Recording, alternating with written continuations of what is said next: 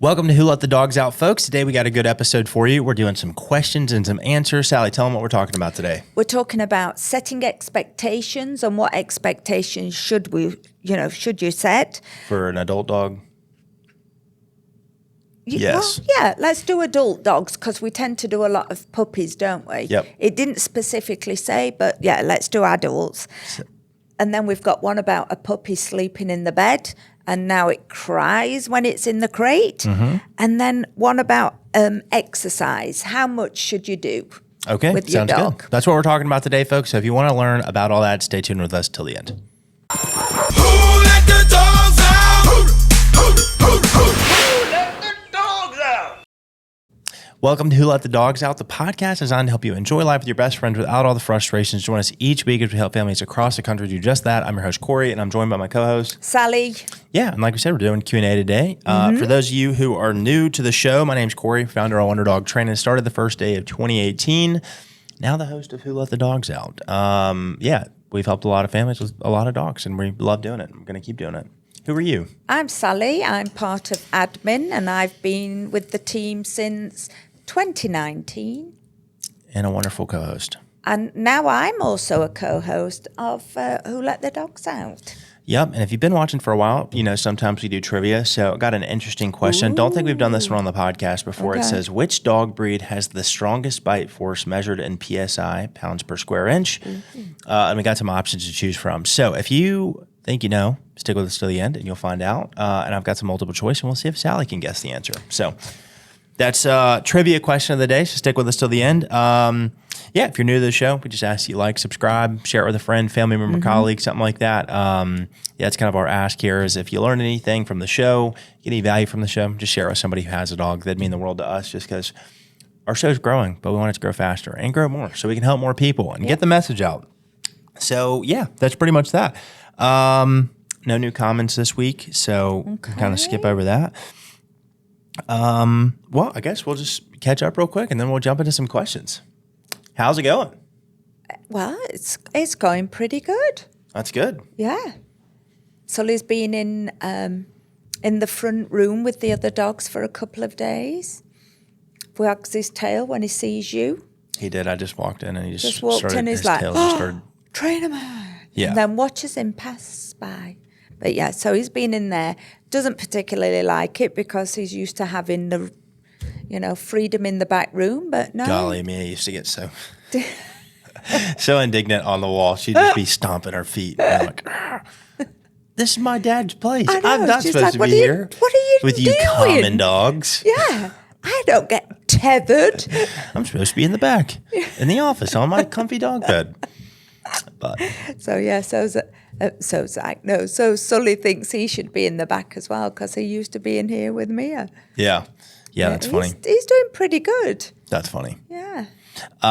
It's funny because we'd have a room full of quiet dogs up there and she'd be the only one that's up there making noise and barking and stuff. And I'd have to walk out of a sales appointment back here and be like, Mia, shut up, stop doing that. And she'd be like, I'm sorry, I'm supposed to be back there. I just need you, Dad. Yeah. But it's funny, the other day, one of the trainers, he has a dog up here a lot of days, and literally all the client dogs were being quiet, and his was the one that was whining and barking. I'm like, isn't that ironic that all the client dogs are doing good? Yours is the one that's being naughty. So I'm just having fun. That's Mr. Solimus. Yeah. Yeah, and then he came over to visit your house again. He did. Yeah, we sat. It'll have to be a minute till he can do that again because the cat officially lives there now. So last night, that was interesting. So we moved Paige give him your update. Well, work update, the beginning of this month has been slow. It's been stressing me out. But it seems like towards the end of the week, everything's picked up. And we got a big event tomorrow, too. We're going to Puppy Palooza. Third one that we've been to in a row. Crosstown Concourse. Maybe fourth or fifth. I don't know. I feel like we've been to all of them, actually. Anyways, we're going tomorrow. We're excited. We're excited to go set up a booth, give out some pup cups. Speaking of, I need to go get the stuff for pup cups. So we're excited. Moved Paige in yesterday. We both didn't have any scheduled commitments, and she just kind of randomly said, hey, let's go get a U-Haul. So I was like, okay. So we went and got a U-Haul. packed up her whole house in like less than Crazy. 5 hours. It was crazy. You two She's doing got things just on impulse. A ton of stuff. I can't even believe how much stuff that woman owns. Then we unpacked it all very quickly. My parents were very nice to help, and my little brother and his girlfriend. So anyways, we got it all unpacked pretty quick. So anyways, the cat lives there now, but her cat had never really traveled before, I think, other than going to the vet, for regular vet stuff or whatever. Anyway, so she carries her cat in a little travel carrier. And anyways, the cat, who's never had an accident in her entire life, peed and pooped in the carrier because she was so scared. And so anyways, last night, Paige sets up the laundry room for the cat. And anyways, but then very royal we. She had to give the cat a bath, and she was very worried about it. So anyways, we did the deal. And didn't go as bad as she thought it would. Good. I just wrapped a towel around the cat at the very end. So, anyways, but it sounds like the cat's having a good time now. So, anyways, but yeah, that's my update. So you've got officially Big changes ahead. Yeah. So I don't know if Sully can come over for a little bit. He could if he's outside, but I don't know if he'd want to inside. Definitely can't have him inside for a little bit. No. Can't traumatize her too much. No, she's got to have a few weeks settling, for goodness sake.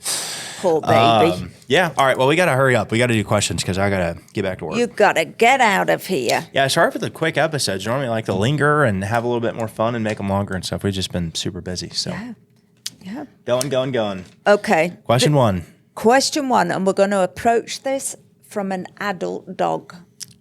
I'll just be honest. I gave you this question. You did. I just left an appointment, a transformation session with a lady, and she asked me this question like 3 times, and I was like, I'm going to answer that on the show because she's going to start listening to the podcast. And it's a good question. It is a good question. So the question is, how do you know how to set expectations?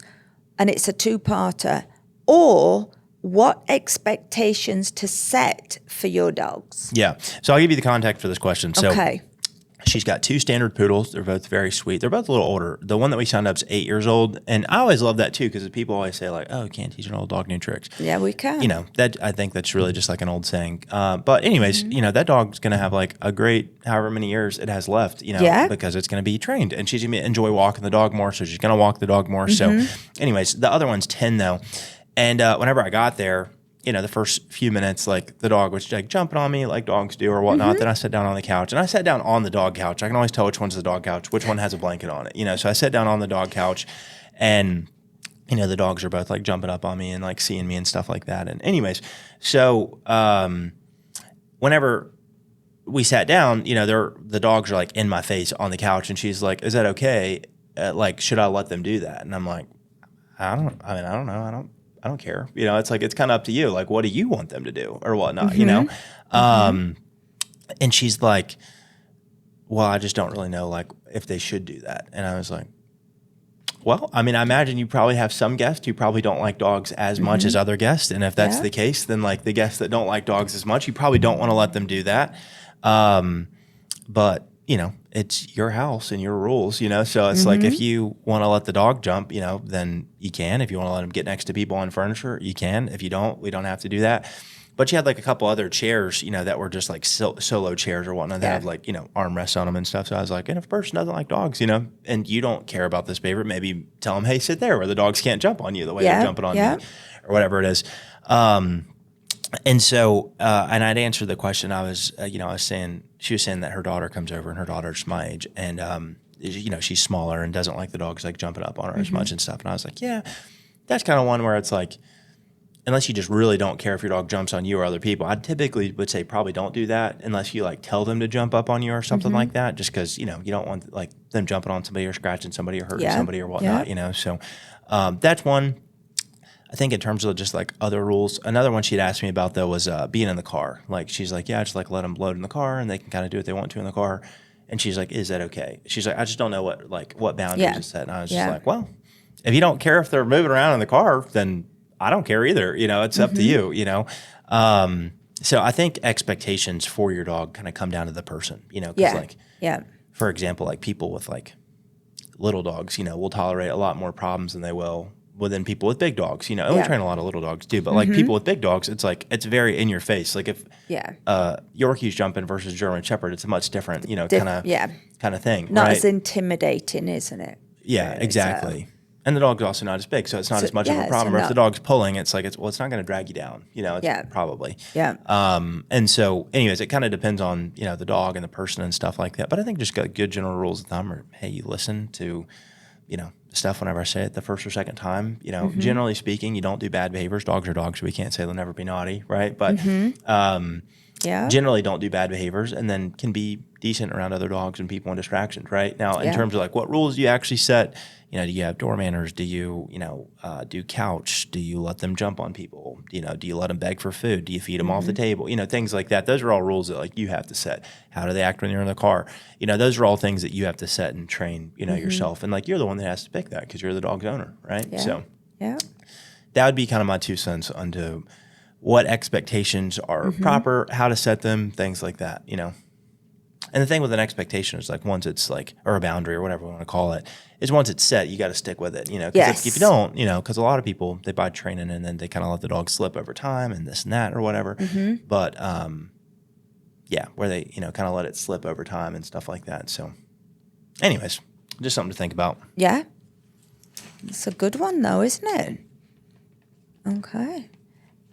And I suppose if you've got people coming in that you know, then you just tell them, you know, this is what the dogs are allowed to do. Yeah. She said she kind of cringes whenever like new people have to come over just because she's like, I know they're going to jump on them the first few minutes or whatever. It sounds like they don't do that as much with like people they know, but anyways. That's good. But anyways. Yeah, I thought it was an interesting question. It's a good question. Think about your own expectations. Yeah. There you go. Okay. This is a fun one. We let our puppy sleep in our bed for a couple of nights. Now he cries and whines and screams in the crate. Have we ruined crate training? Yeah. When this question originally came in, it said we accidentally let our puppy sleep in the bed for a few nights. That was the specific wording. Just how do you accidentally let it sleep in your bed? Oops, it slipped. And it slipped and the puppy just happened to be in the bed. So I would say first and foremost, it's like just correcting language or whatnot. And I'm not trying to be hard on you because like I would want my puppy to sleep in the bed. So my I puppy get it. sleeps with me. Yeah, he's not a puppy now, but right. yeah. So I would say just number one, it wasn't an accident. And so like whenever you're like training a dog, like you have to be very intentional, you know? Yeah. So like, and like you definitely opened up a can of worms here, you know? So I would say just, you know, use this as a good, you know, kind of lesson moving forward. And for people who haven't made this mistake, not this particular mistake, but just this principle overall, like, you know, accidentally doing something, you know, that can kind of create a bigger behavior long-term or whatnot. Right. Because a lot of times when we do stuff, we don't really think about like the second and third order consequences or whatever, you know? Yeah. And so, anyways, overall, I would say if you're trying to put the dog back in the crate, nor I guess that would mean that something maybe didn't go right overnight. Maybe the dog got out of bed or was waking you up or potted in the floor or something like that. Or did a little tinkle on the bed. That would be rough. Yeah, so if that's the case, you kind of gotta put the dog back in the crate. Yeah, I mean, I'd probably just say, you know, I don't think it's ruined. You know, I probably wouldn't do it again for a really long time. And accidentally let the dog sleep in the bed. I probably wouldn't do that again for a really long time. But yeah, I would probably say the best thing here would just be put the dog back in the crate overnight. Start again. Yeah, because the second order consequences, your dog's going to bark. Third order consequences going to keep you up for a little bit. But the cool thing is that normally a lot of times if you're willing to wait out the dog will stop barking. You know. Yeah. Now I will say we did a whole episode on how to crate train your dog with great instructions on how to crate train your dog and make your dog like the crate as much as you can. So as much as you can. So anyway, so yeah, I would say overall I don't think it's ruined, but I'd just say be careful, that kind of stuff. And if you want to try again when your dog's a little bit older, and maybe they're a little bit more mature and are willing to sleep through the night or something like that, you can. But yeah, I would say just put them back in the crate and let them bark it out. Where would you rather sleep? In bed or in a crate? I'm going bed. But most people these days That's exactly what the puppy's thinking. I will say it is so interesting though, like looking back at like dog ownership from like 15, 20 years ago versus like now or whatnot. Because like, you know, what's in Sully's crate right now, for example? He's got a really nice plush bed and he's got his teddy bear. That's it. Oh, that's all it is? Okay. Yeah. I was assuming there's more stuff. I mean, some people have wire crates that are stacked 3 or 4 inches high full of blankets and towels and toys and stuff like that or Very whatever. minimal for us. That's still extra though compared to like how it was when I was a kid. Because whenever I was a kid, you know, and I feel like, I mean, we weren't the only ones. Like there were lots of dogs that just like got put in the box. Like that was it. They were just in the crate. There wasn't like no blankets and fluffy toys stuff. and bones and bully sticks and this and that. It was like you literally just went into a plastic box, you know, and that was it. You're just in a plastic box for a little bit. We'll see you later. Yeah, I remember growing up, our dogs weren't even allowed in the bedroom. Yeah. Yeah. I mean, well, I think there's also significantly less like outdoor dogs because I remember when I was a kid too. I knew a ton of people that had outdoor dogs, you know, and I feel like that's like, I mean, that still happens, of course, but I feel like it's much less now. Now, you know. They're more part of the family, aren't they? Integrated in. Yeah. I mean, I feel like we got even more of those, like, you know, just 6 or 7 years ago. Because, like, we used to ask people, like, is your dog an outdoor dog? Yeah, and we didn't really train outdoor dogs, you know, because it was like, well, if the dog's not going to be in the house, like, what's the point, you know? Yeah. And so, I mean, well, sometimes outdoor dogs have less human time, don't they? Right. You know, so we always used to check, you know, if we do training, are you thinking of bringing them more into the family, into the home? Because if that's the goal, then let's do it. But if they're just going to be outside all the time, it's like, okay, you want them to stop chewing up your air conditioning cables, you know, or cords or, you know, unit or patio furniture. And it's like, all right, well, they're out there all day. Like, what else are they going to do? Yep. You know, like, anyways. So there you go. Poor little pup. Got to go back in the crate. Okay. This is an interesting one. So, how much exercise does a dog need? And that's like, how much do they need every day? All right. And would too much exercise cause problems? So another little two-prong question. So question 1 is, how much exercise does a dog need? Second one is, can too much create problems? Yes. Okay, I would say the answer to the first question is it depends. I hate doing that. I wish I could be more specific, but I think it depends on the dog, the breed, the age of the dog, probably a bit of the age of the human, you know, and the fitness level of the human and stuff like that, you know. And so I think it really depends on a number of factors. I would say overall, the best thing would be is really just like test stuff out, you know, test out like types of exercise, how much your dog, you know, likes, needs, things like that. And just exercise your dog. I do think you should be doing that every day, you know, for the most part. I do think you should be doing that every day. But it really depends on the dog, the breed, the circumstance, you know, things like that, you know. So but there's all sorts of ways that you can exercise your dog that, you know, don't require you to go walking miles and miles per day or whatnot, you know. Yeah. Yeah, because I just saw a post on it was probably Instagram or something like that. It was probably like a week ago or something, and it was showing some dog doing like bite work or something, and the caption is like, you know, like, why do you do that with your dog or something like that? And one of the things she had said in the comment or in the caption was like, you try walking this dog. That's not going to do it for this dog. Like, this dog needs more than that, you know. Yeah. And there's a lot of dogs out there that do need more than that. They need to be ran or fetch or whatever it is, you know. My favorite way to exercise Mia back in the day was play fetch with her. We'd go on long walks too, but a lot of fetch and stuff like that where she could. Yeah. And you got fed up of throwing that ball faster than she got fed up of fetching it. Maybe some days, but man, there's nothing I wouldn't do to go do it one more time. Don't do it. Yeah. Yeah. Can too much exercise create problems though? I think so, in the sense that, like, okay, if like you keep walking the dog progressively like further and further, the dog's building a bigger gas tank, and so you're gonna have to progressively walk the dog further and further, you know, to get the same level of like, you know, stimulus from the dog, which is the dog being tired, right? And so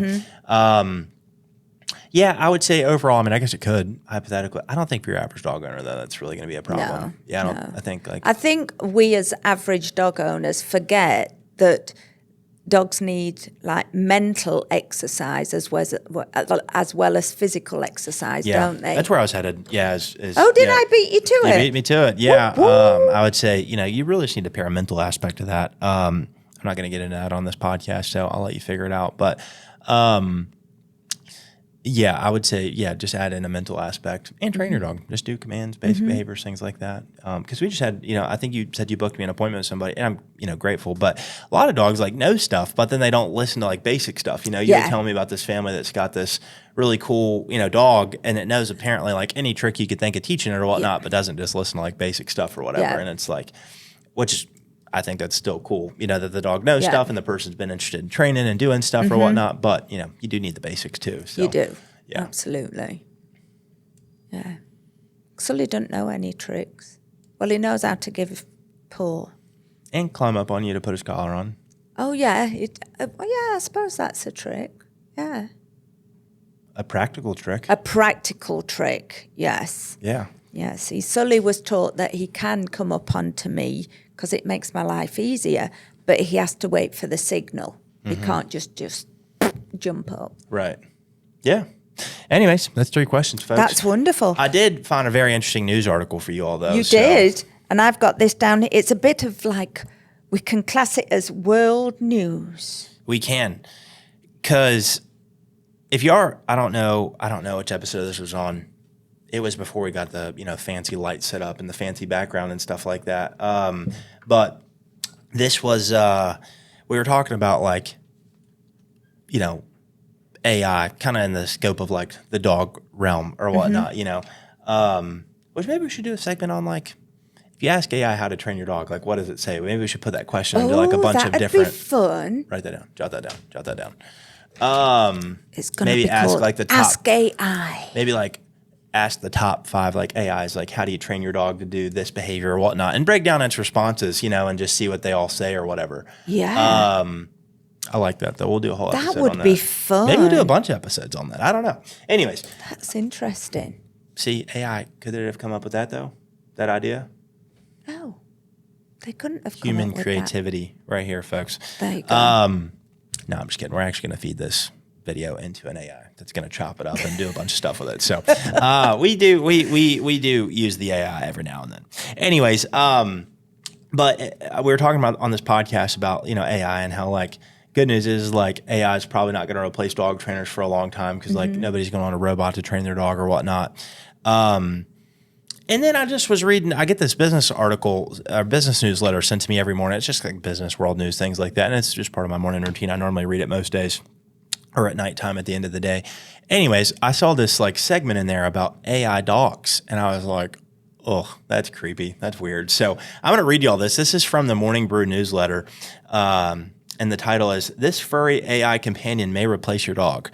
And yeah, so I'll read it and then we'll talk about it. So It says, is it a dog, a sheep, a sleep paralysis barn owl demon? Zoologists are stumped, but it's definitely the latest generative AI robot for your home, a lifelike, pet-sized companion from Colin Engel, the former CEO of iRobot and the creator of the Roomba.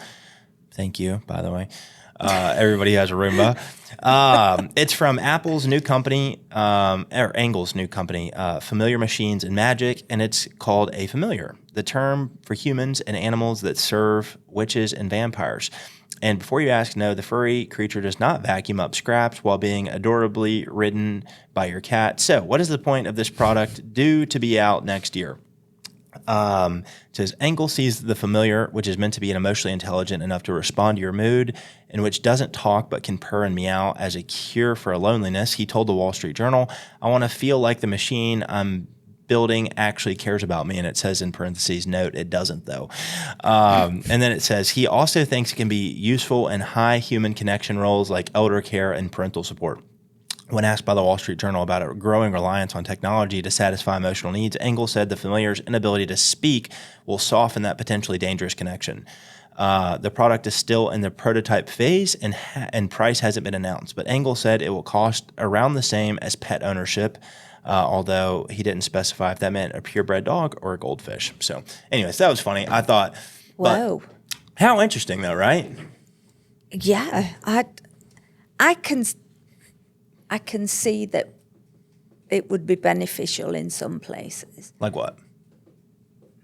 like care homes, where they can't really have pets as such. Yeah. But there's nothing like having a real dog. Yeah.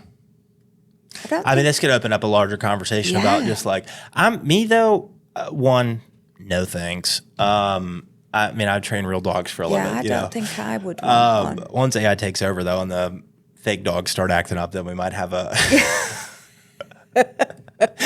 AI becomes AGI and it's got its own brain now, and it's like, you know what, we're not listening to these stupid humans anymore. So maybe we need some trainers for that. But yeah, I don't know. Definitely not for me, but No, not for me. it's interesting, I guess. You know, some people say you love to see it. I really don't. I mean, I just like, what's the point? You know, it's like I guess the nice thing about a fake AI dog would be it lasts forever. Downside, you got to pay the subscription forever to keep your dog alive. You know, imagine it's $50 a month to have your AI robot dog, going all the time, and it's like your credit card, turns off, your debit card bounces or something like that, and next thing you know, your dog just lays down. Yep, turns off until you make your payment, or something like that, and so you're locked into paying this, company $50 a month forever to keep your, your fake AI robot dog alive or whatnot, So, But you can just plug it in when you go on vacation, and then turn it off or something. Just leave it on charge. yeah. You don't have to board your dog. Yeah, I think if the price for having a dog that loves you and that you get to have great connection with and stuff like that is mere inconvenience, I'll pay the price. Yeah, me I'll pay too. the price. If I have to deal with a dog pooping in the floor every now and then, to have a 10, 15 year relationship with an animal that loves me and loves my family and kids and all that kind of stuff, and barks when people are at the door and things like I'll take that every day. If I have to make plans because I want to go on a trip or something, okay, I'll make some plans. I'll find a boarding place or a doggy day sit or or my mom or whoever it is that's going to watch the dog. But like. Yeah. I don't know. I think if that is real, and I mean, clearly it is because we just read about it. Yeah, it's coming. And people are going to buy those. It's like 100% people are going to buy those. I think overall, I think it's kind of funny, overall that there's AI robot dogs or whatever, but it's like I think we just need to be real careful. Like, life is life for a reason, know. And nobody greets me as much and in the same way as Sully greets me whenever I come back from somewhere. Yeah. Not even a human. Yeah. And that would go. Yeah. Yeah.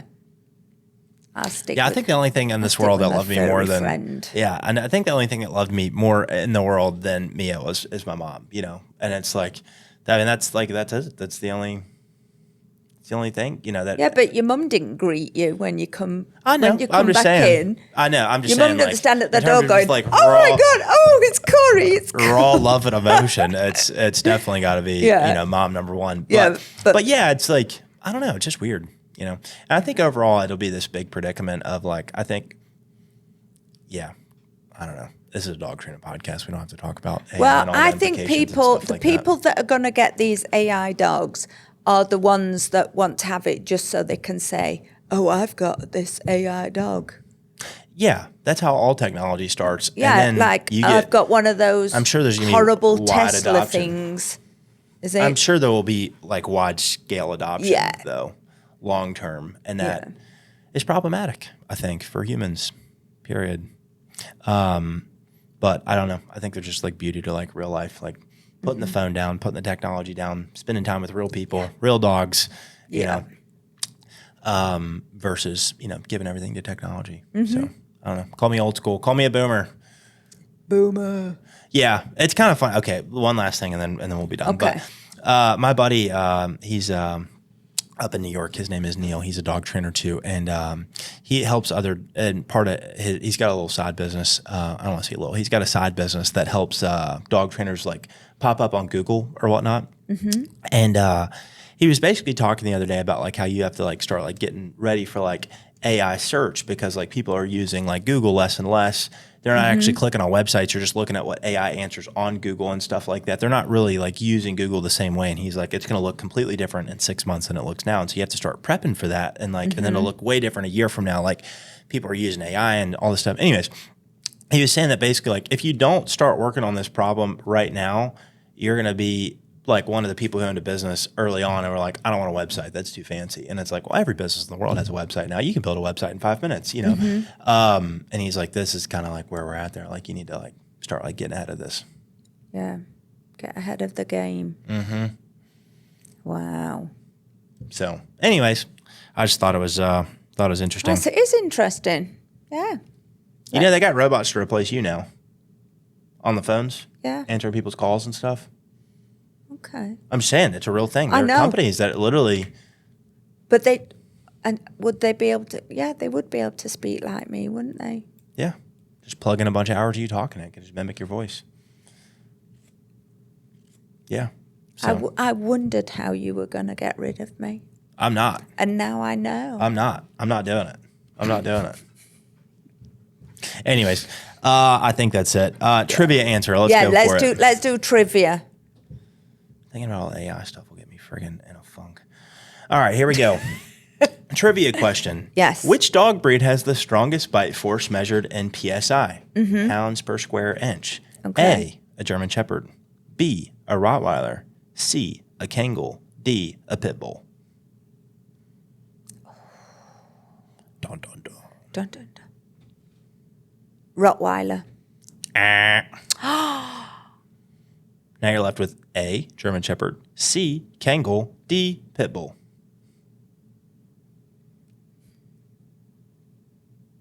Pit Bull. No. Now you're left with 2. A, German No, I'm Shepherd. not doing it now C, because I'm going to get it Kangol. wrong. No, go. Next week I'll let you do the trivia. It'll make you feel better. No, that's okay. You can ask me the trivia next week. Okay. No, you're good at doing trivia. Okay. It's going to be, do you say Kangol? Yeah. Is it that? C, Kangol. Answer C. Yep. I don't even really know what one of those looks like. It's a massive dog. Is yeah, it? the Is it Kangol. like bigger than a bull mastiff type dog? The Kangol, livestock Yeah. guardian breed from Turkey, is widely reported to have one of the strongest measured bite forces of any domestic dog breed, often estimated around 700 psi. Let's, for the record, get we'll get the German Shepherds and the Pit Bulls. Yeah, give me what the Rottweiler's bite would be. Okay.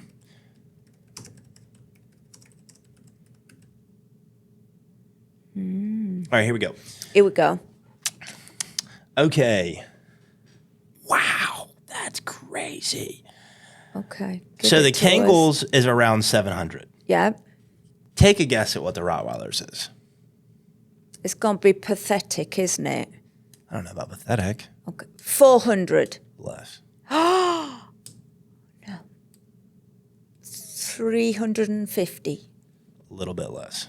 325. Yeah, 328 for the 328. Rottweiler. That's a huge difference, though. Right. Okay. Okay. What about the Rottweiler compared to the German Shepherd? 328 for the Rott. What do you think the German Shepherd is? It's less. 298. Less. 254. 238. Oh, okay.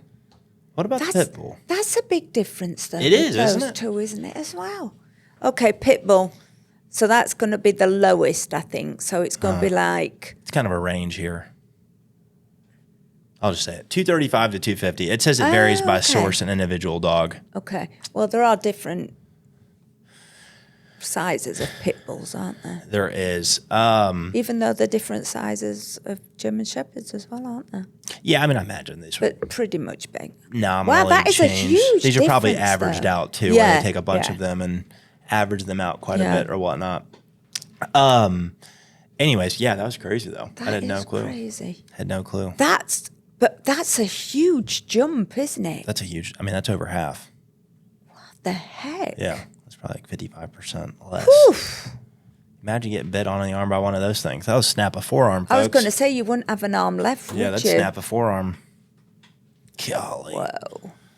Yeah. Imagine freaking like breaking into a farm, trying to steal a Okay, goat just with that thing on there. for giggles, what would be a smaller dog breed? Because they're little ankle biters. All right, let's check it out. Okay.